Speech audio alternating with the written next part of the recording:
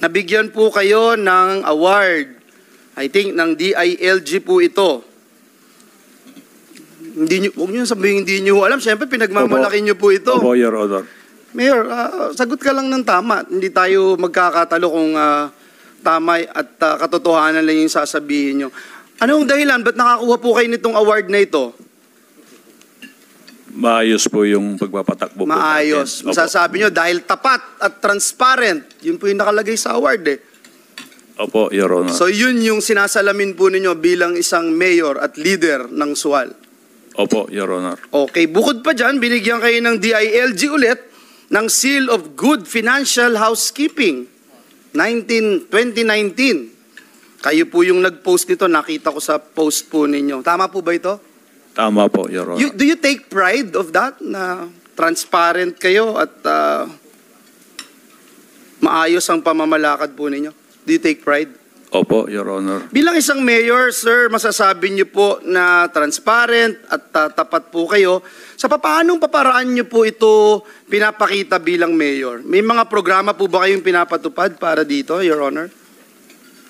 Your Honor, marami po kaming programa po sa aming LGU. Yeah. So, you mean to say, pinupush mo talaga yung transparency, walang tinatago, pinapakita sa mamamayan, especially as a public servant, because public office is a public trust. Do you embrace that, Your Honor? Opo, Your Honor. Thank you. Just a yes or no, that will suffice, Your Honor. Pinag-uusapan lamang din yung transparency, Madam Chair. May we ask the good mayor kung wala po siyang tinatago sa atin at sa mamamayang Pilipino? Your Honor, wala po akong tinatago po sa inyo. So ibig sabihin ho ba, willing kayong pumirma ng waiver para malinis mo rin yung pangalan mo kung totoong yung mga pinaparatang na may daang milyones ka, may kinuha ka sa bangko, are you willing to sign that waiver, bank waiver, Mayor? Opo, Your Honor. You're willing? Willing po ako. Yeah.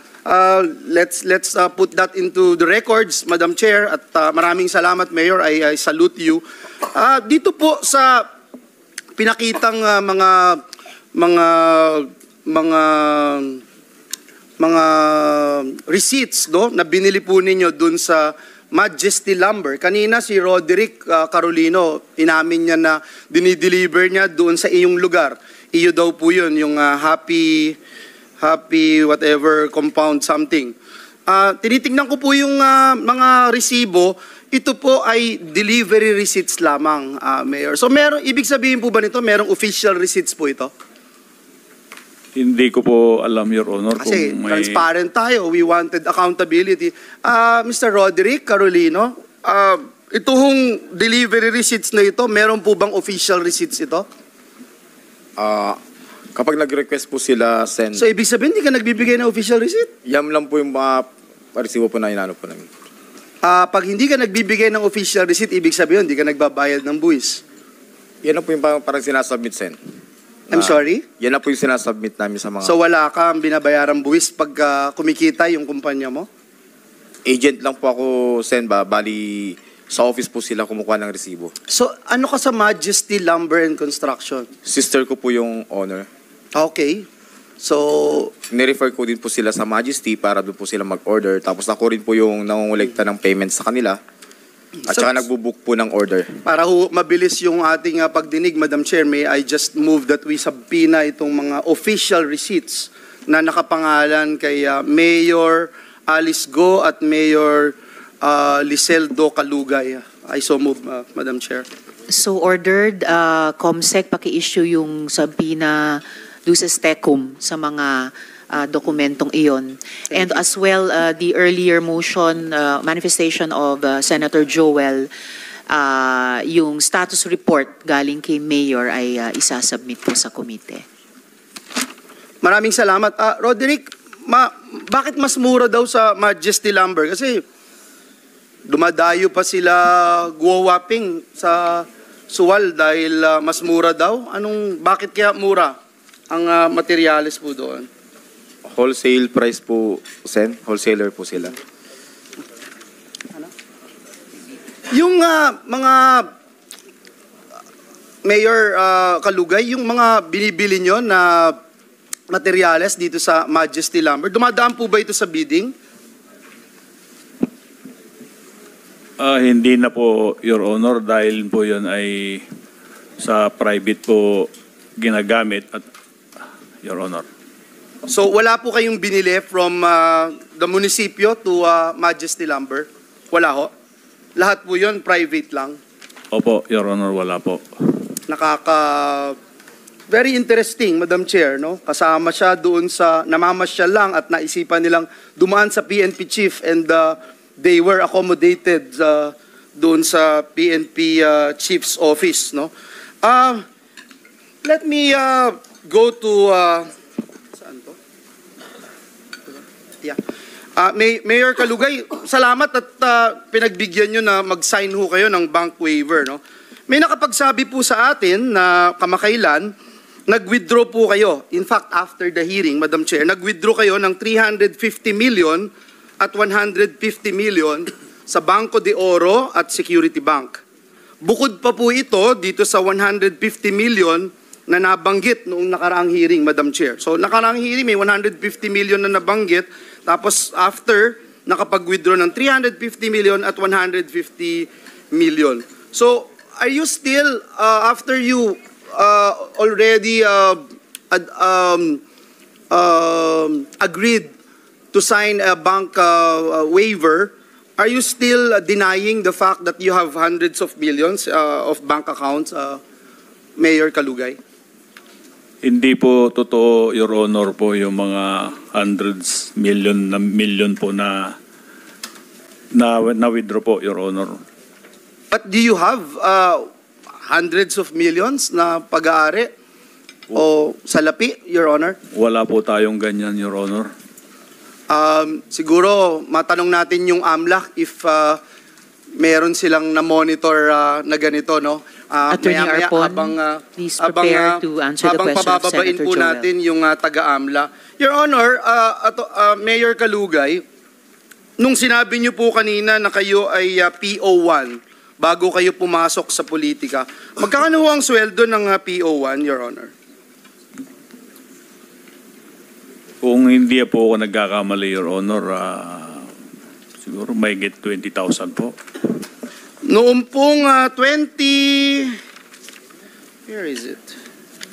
Noong 2018, nakabili po kayo in cash, Your Honor. Nakabili po kayo in cash dito sa salin na kabibigay nyo lang po sa amin. Nakabili po kayo in cash ng 8,840,000 2018. Residential lot in Poblacion, Sual, Pangasinan. Pero ang 2018 na sweldo ng PO1, Your Honors, Madam Chair, is more or less 14,834. May we know, sir, during the time as PO1 ng PNP, isa pa lang ho ito, no? Isa pa lang na binili po niyo nito. Meron na po kagad kayo na 8,840,000. Is that correct, Your Honor? Opo, Your Honor. Saan galing po yung pinambili po ninyo? Hindi lang po ito sweldo nyo, I'm sure. Opo, Your Honor, at meron po kaming family business po ng aking kapartner po, Your Honor. At pinahiram po sa inyo to, personal sa inyo, Opo, Your ng Honor. buong pamilya. Opo. Anyway, sige po, at we'll ask later yung sa AMLA, no, tungkol po dito. Punta lang ako kay Miss Guo Huaping dahil kanina ko pa ho siya hinahanap pero hindi siya available kanina, but we can understand. Ma'am, kilala niyo po ba itong si Alexander Abrenica? Yes po, Your Honor. Ano niyo po siya? Municipal Administrator po. Municipal Administrator. Itong rin po yung nakita namin, no? Siya po yung napili niyo, Miss Guo Huaping, na pumalit bilang presidente ng QJJ Farms matapos mong mag-divest. Is that correct? This is a public record. Sen, regarding po dun sa mga businesses po, I invoke my right against self-incrimination It's a po. public record, Madam Chair, na siya po yung pinalit na presidente ng QJJ matapos pong mag-divest si Guo Huaping. Nagtayo rin po kayo ng negosyo, ito pong si Doug Realty Corporation. At kasama nyo din po itong si Alexander Abrenica, is that correct? Bilang isa sa mga incorporator. Madam Chair, Senador, hindi po yun natuloy. Hindi natuloy. Hindi po natuloy. Actually, in fact, cancelled na po yun. So, tinayo pero hindi natuloy at kasama, kung natuloy, siya ay isa sa mga incorporators. Is that correct, Your Honor? Hindi na po siya natuloy at cancel na po yung Kaya nga po, documentation ang tanong ko nga po, kung natuloy po ito, siya ay kasama pa rin, kung natuloy. Kasi nandun ho yung mga records, incorporator din po siya. Opo, pero hindi po natuloy Bakit po siya yung pinili yung municipal administrator ng Bamban? Gaano siya kalapit at talagang pinagkakatiwalaan niyo po siya? Kasi pagkakatiwalaan niyo po yung negosyo niyo sa kanya, sabi niyo yung QJJ, yan lang talagang bread and butter po ninyo. Madam Chair and Senador, for the question po, I refuse to answer po dahil po may ongoing cases na rin po sa akin sa Valenzuela po sa graft and and he is corruption. a municipal administrator. Kasama ba sa tungkulin niya na mag-run ng iyong personal negosyo kagaya ng ginawa ni Kat at saka ni G nung nakaraang pagdinig na personal na yung mga nauutos mo sa kanila pero sila ay nakalista bilang empleyado ng munisipyo ng Bamban. Gawain niyo po ba talaga ito? Madam Chair and Senador, I invoke my right against Madam Chair, self-incrimination po. if, Senator SP Pro Joel, Tempore. the question of Senator Villanueva and your supposed answer will not affect your cases. Wala akong relasyon yan. Ang tinatanong lang ni Senator Joel, bakit mo kinuha si, ano yung pangalan niya? Alexander Abrenica bilang iyong administrator at nagpapatakbo ng iyong mga negosyo? That will not affect your cases. Your pending cases. So you have to answer it, Alice. Madam Chair, Senador, for the municipal administrator po, tumulong po siya nung nakaraan na election and doon sa businesses po, I invoke my right against self-incrimination sa mga kaso na po na isampa po sa akin. Hindi, ang tinatanong lang si Senator Joel, bakit mo siyang pinagkakatiwalaan na magpatakbo ng mga negosyo mo? He's not going into details regarding your businesses. Tinatanong lang, bakit mo siya pinagkakatiwalaan na magpatakbo ng mga negosyo mo outside of you being the mayor of Bamban? Sen, for the businesses po, I invoke my right against self-incrimination. Again, I am telling you that it will not affect your pending cases before the courts. That's why you have to answer us properly. Sige na. Bakit mo siya pinagkakatiwalaan? For the businesses po, Sen, I refuse to answer po. Alam mo, dapat hindi go apelyido mo, Alice Sika dapat eh. Alice Sinungaling. Madam Chair, Guo Huaping, ang tinatanong lang namin, bakit mo siya kinuha? Sabi mo, kinuha mo siya bilang municipal administrator dahil tumulong siya nung halalan. Kaya mo siya kinuha. Pero nung kinuha mo siyang administrator, kinuha mo na din siya na mag-run ng iyong negosyo. So, ang tinatanong lang namin, anong relasyon mo sa kanya? Bakit mo siya sobrang pinagkakatiwalaan? Kamag-anak mo ba siya? Sinagip ka ba niya sa buhay mo? May bumaril sa'yo at hinarang niya yung katawan niya. Ganun mo siya pinagkakatiwalaan eh. Buong buhay mo. So, we just wanted to find out.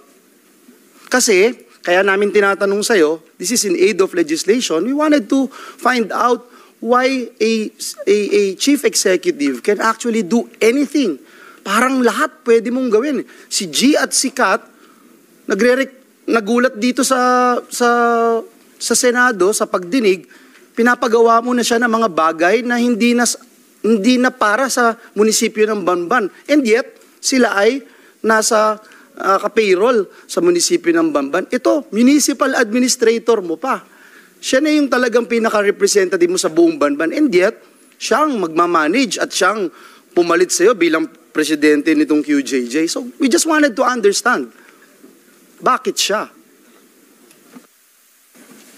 Madam Chair, Senador, regarding kay G tsaka kay Kat po, nung time po na binigyan ko po siya ng instruction, hindi na po sila employee po ng munisipyo. Regarding naman po kay administrator naman po, tumulong po siya nung election at siya yung inupo ko pong municipal administrator po.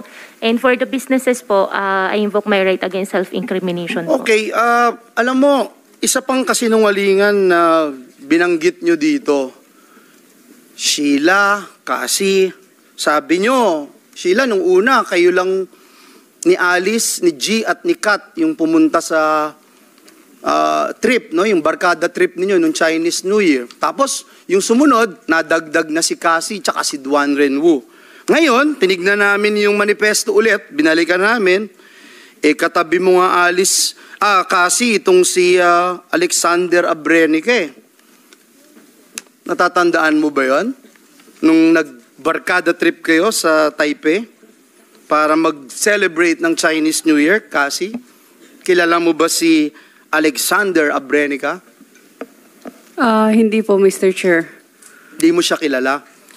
Hindi po. Hindi mo natatandaan na kasama mo siya at si Duan Renwu at si Sheila at si Alice nung nagkaroon kayo ng barkada trip sa Taipei? Ito yung trip nyo sa Taipei.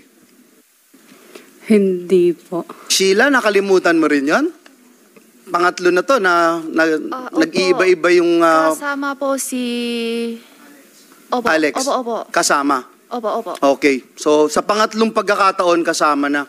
Alice, kasama si Alex Abrenica. Bakit siya kasama dun sa barkada trip ninyo sa Taipei para mag-celebrate ng Chinese New Year kasama si Duan Renwu? Doon sa Taipei po na trip po, yes po, after Chinese New Year po yan, supposedly magano lang po kami, magsishimenting lang po kami.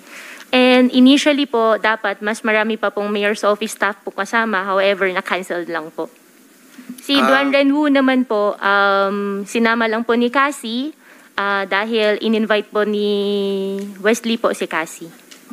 At hindi ka nagdeklara sa mga biyahe mo sa ibang bansa. Kasi dito ho, sa DILG records, Madam Chair, hindi rin diniklara ni dating Mayor Guo Huaping alias Alice na siya ay babiyahe sa ibang bansa. Bakit hindi mo diniklara ito? At hindi mo rin diniklara noon si Mr. Abrenica na kasama po ninyo. Kasi tinanong namin kayo kung sino-sino kayong magkakasama eh. Ngayon, pangatlong beses, kasama na si Mr. Abrenica, baka sa ika-4 na beses, iba na ulit. Did you file travel authority? Did you ask for travel authority from DILG? Sen, opo. Lahat po ng pag-alis ko po, nagpa-file po ako sa governor's office po. Wala pong nakalagay dito sa list of foreign travel authority issued by the local DILG, Madam Chair, and I just wanted to show this at in the committee para lang po ipakita natin, no, Madam Chair, and I will wind up because my time is up and I have another hearing outside for the budget of DMW. I just wanted to put into the records, Madam Chair, na naging pogo infested country tayo for quite a while. And it's good that we're now putting an end to this. Pero hindi din po ito magwawakas kung hindi natin mapi-figure out kung ilang mga LGUs pa yung mga na tinamaan ng pogo pandemic at ilang mga officials pa in government ang tumutulong at naging part nitong illegal operation. And I hope and pray that after we culminate the committee hearings here in the Senate, we'll be able to file charges against these erring government officials and yung rule of law ang manaig at maparusahan sila ng gusto. Maraming salamat, Madam Chair. Thank you for your patience, dear colleagues.